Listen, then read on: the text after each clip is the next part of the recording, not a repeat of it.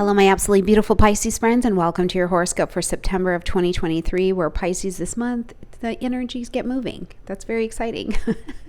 It's exciting to have things getting back on track, and really bringing Venus and Mercury out of retrograde this month is this nice energy of, okay, we can initiate these projects, we can move them forward. So I really think when we're looking at the month, after the 15th, 16th of the month, you can really feel the energy moving forward a bit more. Now, we're also going to have Jupiter going into retrograde, and this is a big deal. I'm going to tell you right up front. With the Jupiter retrograde, all month long, just all month long, if you initiate a project or you initiate a conversation, it's most likely going to go better than some of the offers or some of the conversations that come your way. So if there's an opportunity for you to initiate something, say, I want this, or I have this idea, it would really be of great benefit to you. But we'll talk about that in just a minute. Now, we are also 6 weeks out from the eclipse energies that are going to be taking shape in October. So Pisces, right here, right now, check into your own personal space, your body, feel into your vibe. See what is yours, right? Separate the wheat from the chaff. Really do that, okay? Because as the eclipse energies come in, I want you to be able to hold your center nice and tight and identify the opportunity to grab the eclipse vibrations and take them to direction you would like to go. But you have to do a little check-in for a minute. So feet on the floor, just breathe, hear the world, hear your breath around you, and sort out what is really you and what is the outside vibration. And as these eclipse energies come in and it starts speeding up and the energy's going and life starts moving, you'll really be able to be clear on what is Pisces and what is opportunity for Pisces to take on. All right, Pisces. So right at the beginning of the month on the 3rd, we've got Venus turning direct in the energy of Leo. Now, we've been tracking this Venus retrograde from 12 degrees to 28 degrees of Leo. So make sure you check that out in your personal chart to see exactly which area this has been working for you. But in the general, this has been a really big period of review, and we don't finish it out until we get to October 7th. But Venus coming direct on the 3rd is a fantastic time for looking at what you've learned about your 6th house space, which is the house of health, wellness, daily routines. And I'm also talking about mental health, daily mental wellness. These kinds of things are in there as well. Anything having to do with small animals or pets, being of service to other people. If you happen to be a freelance person, this would be work that falls in there for you. Or if you own your company, your employees would fall in here. So there's been a lot of re-looking at and trying to get clear about what it is you really value in your daily routines. What do you really value in your health life? Yes, maybe you should be going to the gym every day. But really, do you need to go to the gym every day? Or is it a question of how do you maintain your health on a daily basis? When Venus gets involved, we really get very personal and get very specific with what brings us value, what we value and how we value it. Because when there's a value attached to it, we can emotionally take invested action. The other thing to think about during this Venus retrograde time is truly, what have you re-looked at in terms of being clear about setting some goals for yourself, being very clear about the goals you want to set for your life in a daily way, because Venus is an attracting energy. It's not a go get it energy. It's an attracting energy. So when your goals and the routine and the fitness regime or, whatever it is that you want to have in your life are set, then it's easy to attract in what is in alignment with that as well. So I think there's been a lot of review of that as well. Please let me know in the comment section down below, Pisces, where have you found a little bit of clarity on your life from 2015 when Venus was retrograde in this area of your chart before? Where are you looking at it and you're going, okay, yep, I didn't see it that way before. I see now that my values or my patterns at that time were different, and I think something differently of it now. You had this chance to refresh your perspective even on what you were able to call into your life and able to do back in 2015. On the 4th, we see Jupiter taking its retrograde in the energy of Taurus at 15 degrees of Taurus, and we will track it all the way to 5 degrees of Taurus.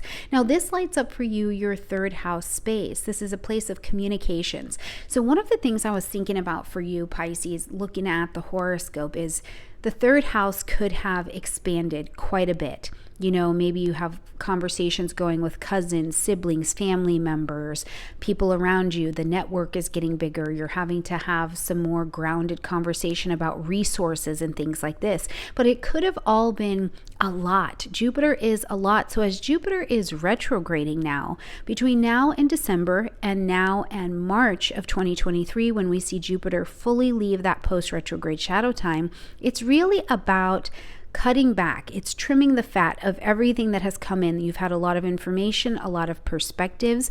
Maybe there was a goal or a mission that you were on, and now you have a new perspective on it. So you're able to reduce the excess and bring it into something touchable, tangible, makes a lot more sense. Now, I would still be mindful at this particular time of not signing any new contracts or making any big decisions at this time if you can avoid it. We still need Mercury to get out of retrograde, and really making those real big decisions are going to be a lot better as we get towards the end of the month, okay? When we get to the 14th, we see the new moon happening at 21 degrees of Virgo, which is, of course, right across the street from you and lighting up that relationship house, the 7th house. So this is an opportunity to plant your seeds of intention to, first of all, understand the relationships in your life in a different way. Understand the meaning that they have, how that partnership is serving you, how you are in service of that partnership, and how to get down to the finer details of service, of function of the relationships in your life. Now, I do have to tell you, I think at this new moon, while it's so fantastic to plant these seeds of intention, it may feel a little bit challenging, and here's why. Because we've got the moon in this awesome connection with Uranus, which is great because it can bring new people in, new ideas, new perspectives. Certainly, if there's been something that's needed resolution or something in a relationship where you didn't have all of the details of the information on how to make something work in a relationship, now you'll start to get some of that. But how to integrate it fully might not be clear because the moon also opposes Neptune, one of your ruling planets, that's over in your sign. So there is kind of a lack of clarity as to, okay, how exactly do I get this done, or what exactly is developing here? So what I would suggest for you as you plant these seeds of intention to focus in on your personal relationships is, first of all, do the pros and cons list. This is still a tried and true effective method. You know, in a relationship with a decision you need to make, what are the pros, what are the cons?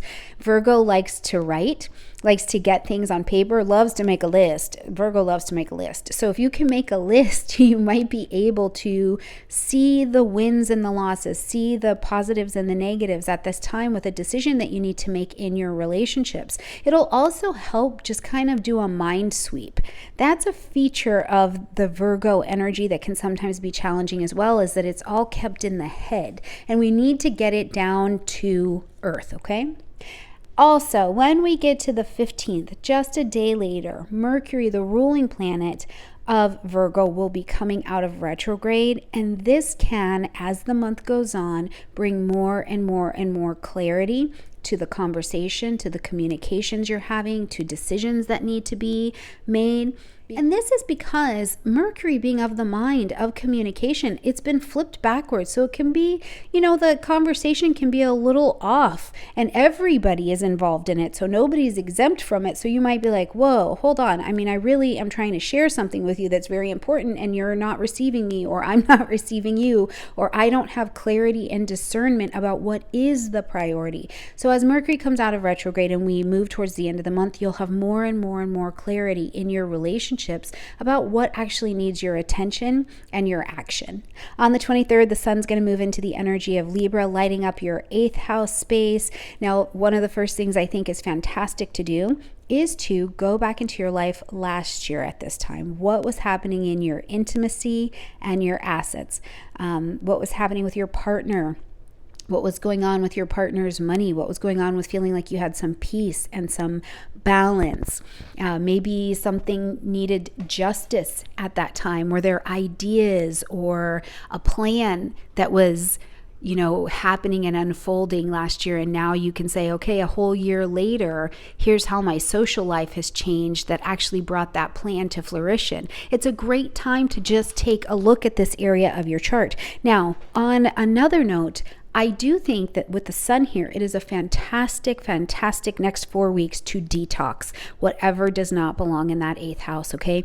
Whether it is that you are doing an actual body detox, you're doing a colonoscopy, you're cleansing your liver, you're doing a social media detox, whatever the detox feature is about getting things out so that you can restore balance, this would be a big deal. But in the 8th house as well, because there is collaboration that needs to happen here, anything that you take on with partnerships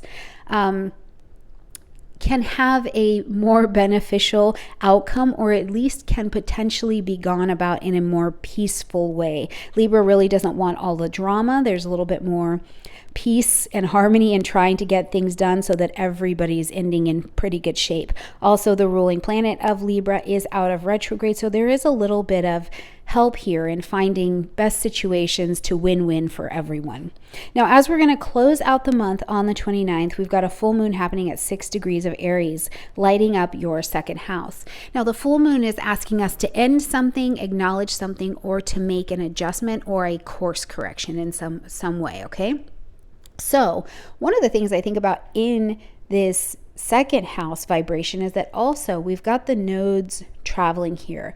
So the south node in Libra is traveling through that 8th house energy for you, while we've got the north node pulling you forward into this 2nd house. So really, truly, if there have been issues or power and control dynamics that have been lit up for some time, as this full moon is in Aries, what you get focused on, especially around your value, your self-esteem, how you make money, how you go about making money, there's really this conversation of, well, what can I do on my side, right? What balances the me and the we in between my financial life, in between my intimacy life, in between my value life. So there's also this conversation that I think is really important, that, you know, with this Aries energy, you're put in a position where you maybe realize how you make money and how you handle your resources really has an impact on those around you. And so where, again, is the me and the we balance happening here? So this is a great time to just be reconsidering and re-looking at this dynamic area of your life. It's a fantastic energy, I think, especially if you've kind of been working on this vibration, for pulling into you opportunities to shine very well and pull financial success into your life and into your world. So very exciting time, I think, as the month ends in this next 4 weeks of letting some things unfold and get out of the way so that you can actually clear the space for the new good stuff to come on in. It's absolutely a brilliant time, but remember, you're going to need to move a little bit like an Aries, which means you've got to go to the opportunities. And in going to the opportunities, you have the chance to create an interdependence instead of a codependence and rebalance those scales, which is what we're always looking to do when we're working with an opposition. Find the sweet spot in the middle where you get your needs met and you're also mindful of the needs of others that are in relation as well. All right, my beautiful Pisces friends, have an absolutely gorgeous month. Please share with me how you are changing, how you are evolving, and how this is manifesting for you in the comment section down below. I love you a ton, and I'll see you next month. Bye, Pisces.